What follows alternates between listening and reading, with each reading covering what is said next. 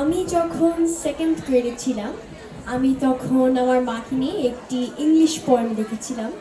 So আজকে আমি সেই সেকেন্ড গ্রেডে আমার লেখা ইংলিশ পোয়েমটা পড়ছি। এই পোয়েমের title you are my saviour. You are my sunlight and rain.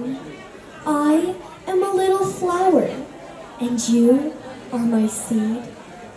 You are my savior, Mom. I love you, Mom. In the deep, dark night, I try to use my blinded sight. I'm freezing within the cold air. But when I see you, you come with light and warm my heart with love. You are my savior, Mom. I love you, Mom.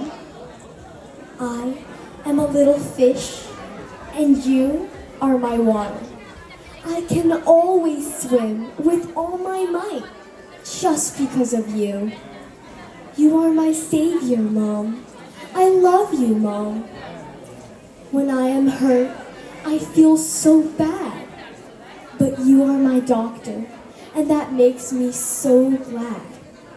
You are my nurse. You are my healing purse. You tend to my wounds with so much ease. That keeps me at peace. You are my savior, Mom. I love you, Mom. Thank you.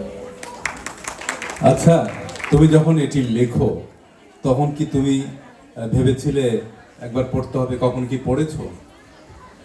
তখন মনে হয় একটা স্কুলের কম্পিটিশনের জন্য লিখেছিলাম। আচ্ছা। আমার একটা ভিডিও ইভেন আছে যে আমি Okay.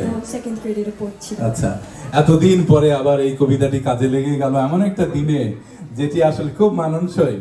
হ্যাঁ, সেকেন্ড গ্রেডের সেই লেখাটা আজকে আজকে তুমি কোন গ্রেডে? আমি এখন 6th গ্রেডে। 6th গ্রেডে এসে এটি কাজে লাগলো। ও জানতোই না আজকে যে কাজে লাগবে। এটি আসলে কখন যে কি কাজে লাগে বলা যায় না। যখন যা মনে আসবে কখন তুমি লিখেছো সেটি ব্যাপার না, সেটি এক সময় না এক সময় কাজে লাগে। তুমি কি লিখে যাচ্ছ এখনো?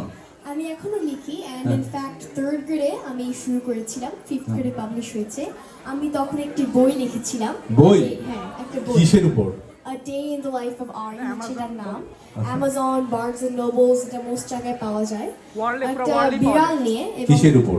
একটা বিড়াল নিয়ে কিন্তু সে ইংলিশ বলতে পারে। ও আচ্ছা আচ্ছা, তার লাইফের একটা দিনের কাহিনী, A আচ্ছা, Day in the Life of Ari। বাবা, এবং এটি যে অ্যামাজনে পাওয়া যায়, বিভিন্ন জায়গায় পাওয়া যায়, এটি তোমার বাবার কৃতিত্ব আসলে। সব সন্তানেরা এই সুযোগটা পায় না লিখলেও। তবে এই চমৎকার কাজগুলো যে স্বীকৃতিও পাচ্ছ, পাশাপাশি তোমার পরিবারের দিক থেকেও যে ধরনের সাপোর্ট পাচ্ছ, এটি অসাধারণ। এবং রাইট রাইট, এইভাবে একটি 4 জনের পরিবার যেভাবে একটা ইনস্টিটিউশন হয়ে উঠেছে, আমরা মনে করি এই 4 জনকে নিয়েই একটা সম্পূর্ণ অনুষ্ঠান করা সম্ভব আগামীতে। আমরা সেই আইডিয়া পরে করব। তোমাকে অসংখ্য ধন্যবাদ। এখন যদি নাচের জন্য প্রস্তুতি নিতে চাও, কাপড় কি চেঞ্জ করতে হবে?